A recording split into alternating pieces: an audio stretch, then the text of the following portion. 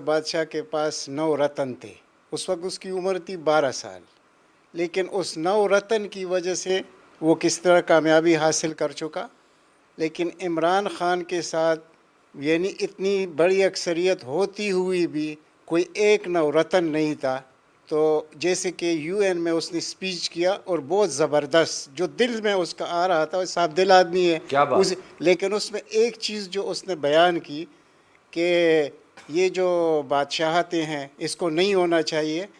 تو اگر اس کے پاس کوئی 9 رتن میں سے ایک رتن بھی ہوتا تو مشورہ دیتا ہے یہ بات کہ نہ یہ کرو. بات نہ کرے، یہ بات تو وہ کر چکا اور اس کا خمیازہ ابھی تک بھگت رہا ہے.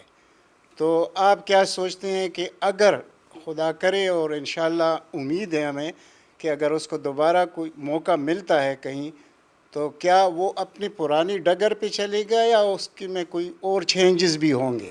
اچھا جناب، اس سے پہلے کہ آپ اگلا سوال داغ دیں، میں پہلے اس کا جواب دے دوں کیونکہ پھر ذہن سے نکل جاتا ہے. گزارش یہ ہے کہ عمران نے جو بات کہی تھی، بلکہ ایک نہیں کہی تھی، لاتعداد باتیں کہی تھیں، ان میں سے ایک یہ بھی تھی